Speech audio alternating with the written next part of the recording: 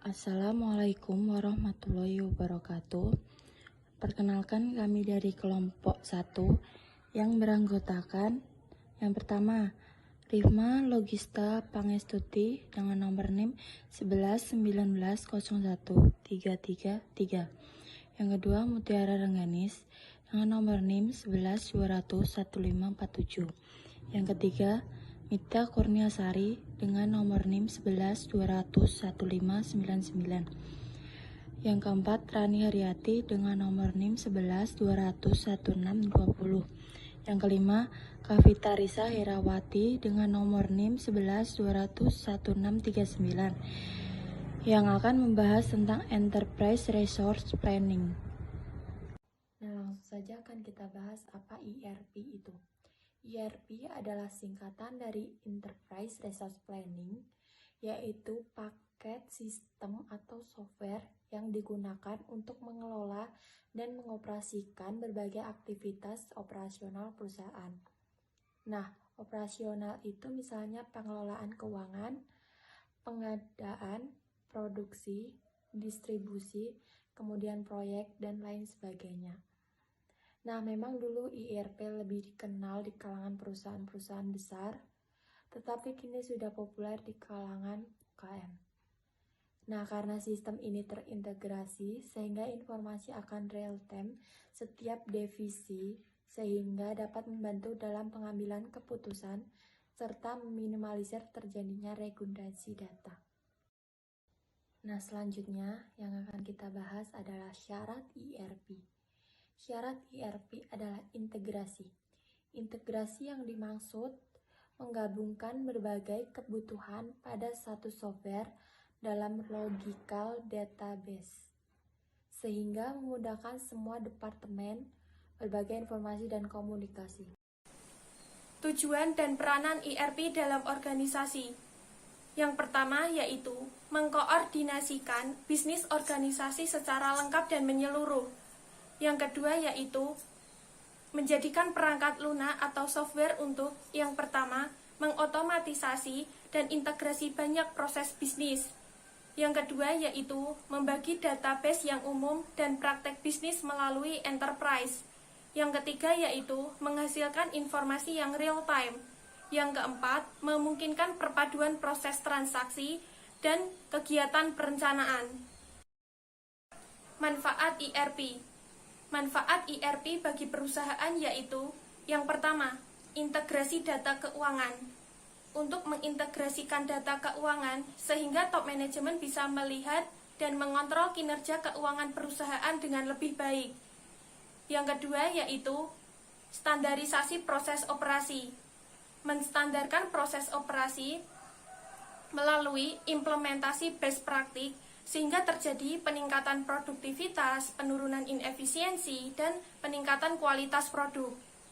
Yang ketiga yaitu standarisasi data dan informasi.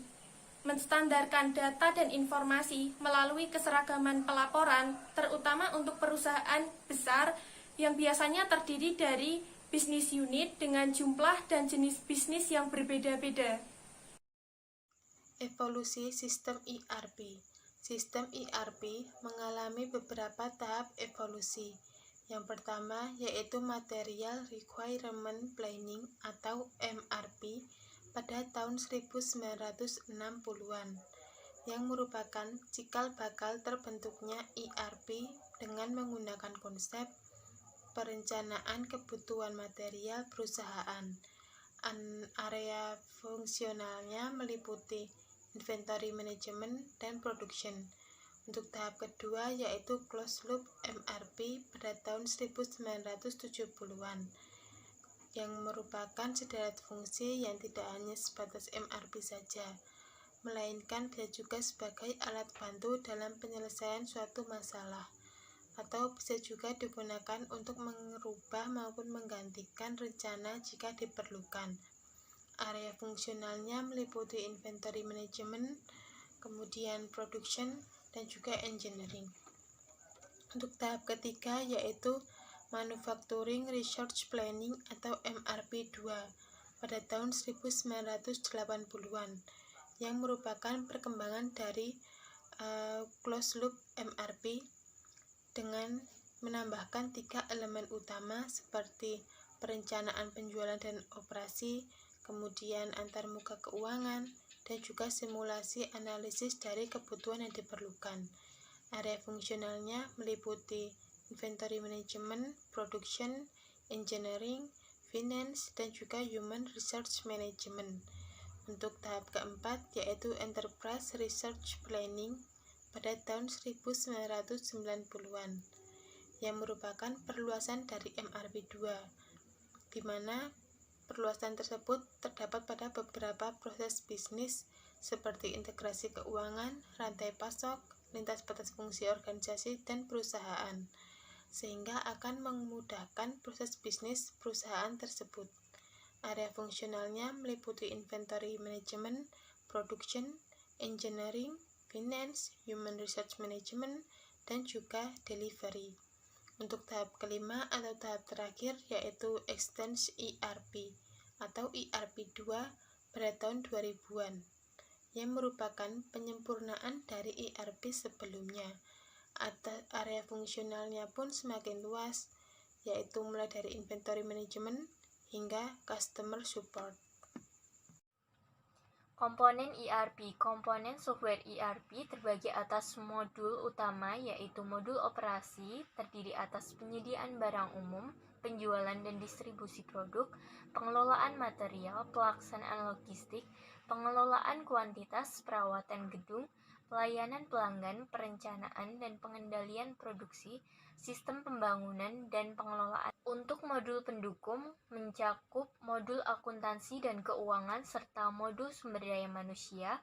Modul akuntansi keuangan terdiri atas akuntansi umum, akuntansi keuangan, pengendalian, pengelolaan, investasi dan pengendalian perusahaan. Untuk modul sumber daya manusia terdiri atas pengelolaan sumber daya manusia, pengupahan, pengelolaan acara dan pelatihan, pengelolaan organisasi, serta pengelolaan perjalanan. Pendekatan implementasi ERP terdapat 3 bentuk. Yang pertama ada the big bang, yang kedua step by step, dan yang ketiga ada small bang. Untuk the big bang yaitu strategi penerapan seluruh modul paket ERP secara stimulan di seluruh fungsi perusahaan. Kelebihannya yaitu hanya memerlukan sedikit interface antara sistem lama dan sistem baru, sangat efisien dari segi waktu sehingga hasilnya pun optimal. Untuk kekurangannya yaitu implementasi yang kompleks sehingga beresiko kegagalannya tinggi. Untuk yang kedua, step by step adalah melakukan implementasi sedikit demi sedikit, yang selanjutnya berkonsentrasi mengimplementasikan modul yang terkait. Untuk step by step ini yaitu proses seluruh bisnis harus terlebih dahulu dipersiapkan, dan untuk kelebihannya adalah kompleksitas dapat dikurangi, kemungkinan terjadinya perbaikan proyek yang akan datang akibat konsultasi internal, ongkos tidak terlalu membebani. Kekurangan adalah waktu implementasi keseluruhan lebih panjang. Manfaat yang ERP hanya dapat dirasakan sedikit demi sedikit, hasilnya pun tidak optimal. Untuk yang ketiga yaitu small big, yaitu pembuatan model implementasi pada salah satu site atau fungsi perusahaan sebagai pilot project dan diteruskan ke fungsi atau site yang terkait.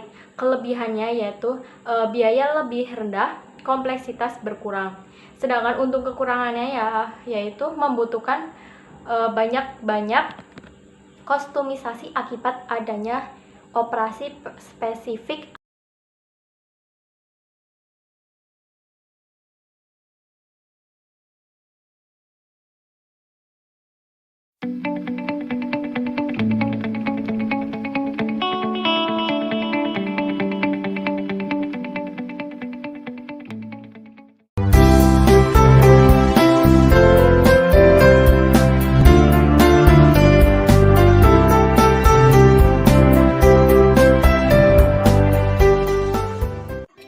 Dengan berjalannya waktu, Pos Indonesia kini telah mampu menunjukkan kreativitasnya dalam pengembangan bidang perposan di Indonesia dengan memanfaatkan infrastruktur jejaring yang dimilikinya yang mencapai sekitar 24.000 titik layanan yang menjangkau 100% kota dan kabupaten.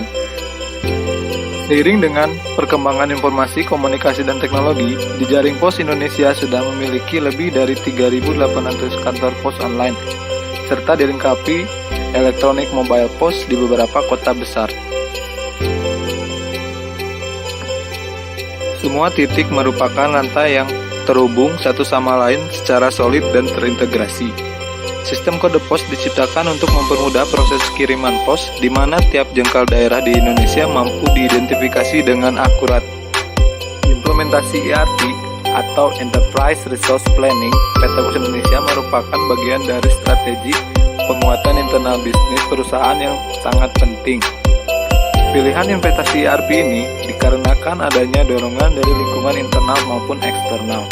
Faktor eksternal seperti iklim kompetisi yang semakin meningkat, upaya IPO atau Initial Public Offering yang membutuhkan penerapan tata kelola bisnis dengan standar yang berlaku, best practice, dan diterima secara internasional, dan berbagai kebijakan dan regulasi terkait UU Perposan dan juga peraturan tentang BUMN. Sebagai sebuah sistem yang terintegrasi, ERP dalam konteks eksternal diharapkan dapat meningkatkan efisiensi dan kinerja aset produk agar lebih meningkatkan nilai tambah bagi perusahaan, seperti layanan pos dan bisnis retail yang secara finansial memberikan value.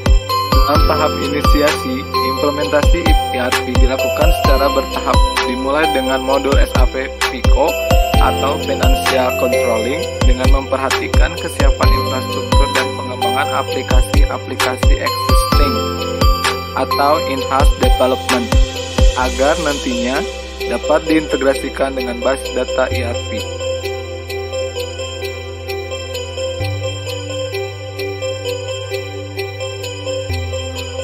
Untuk dapat mengikuti era milenial yang cepat-cepat, perusahaan terus melakukan perbaikan dan perkembangan dalam 5 hal utama, yaitu Courier and Logistics, Retail and Network, Communication Fulfillment, Public Services Operator, Financial Services. Dan langkah-langkah nyata yang selama ini sudah dilakukan adalah fundraising, business turnaround, build infrastructure, develop new competence, revitalize, establish holding company, employee or retired prosperity, financial structuring, organization rebuilding. Dan diharapkan ke depannya Pos Indonesia kembali menjadi pilihan keluarga Indonesia sebagai penyedia jasa layanan kurir. One Stop Solution.